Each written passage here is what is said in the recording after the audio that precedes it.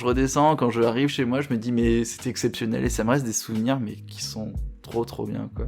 Y a pas grand chose je pense à raconter là-dessus, mis à part qu'on a passé une soirée bien comme il faut, et le lendemain on se dit bah ok, on va monter encore, et bah oui, on va aller par descendre. Là c'était verglacé, parce que si la veille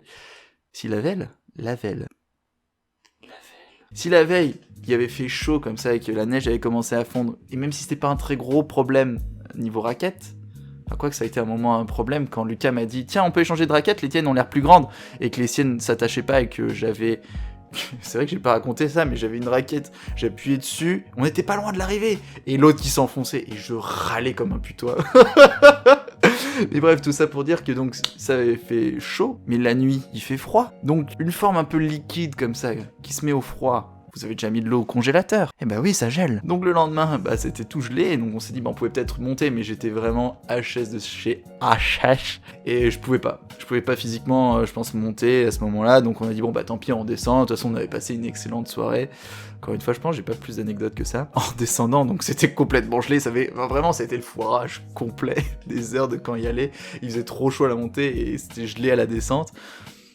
L'inverse aurait été 1000 fois mieux, mais bref, du coup, on descend, et au bout d'un moment de fatigue, je tombe de manière super nulle, et fait amusant, j'ai encore un souvenir de ce bâton qui est devenu un bâton de compétition. Pour ceux qui connaissent un peu les bâtons de géants, c'est à la fois donc un nouveau concept, un bâton avec une grosse rondelle pour un peu la neige molle et un peu trafolante, et à la fois l'aérodynamisme du bâton.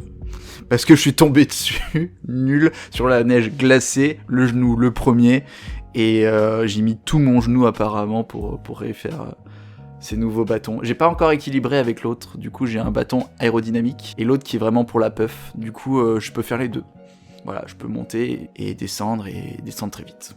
Voilà, c'était mon anecdote. Et pour la prochaine fois, pour la DC8, je vous présente une histoire de quand j'étais petit, une histoire de chute, ma première hospitalisation, quand je faisais du cheval. Oui, quand j'ai monté à cheval, effectivement, j'ai eu un bon niveau, et j'ai gagné un concours équestre.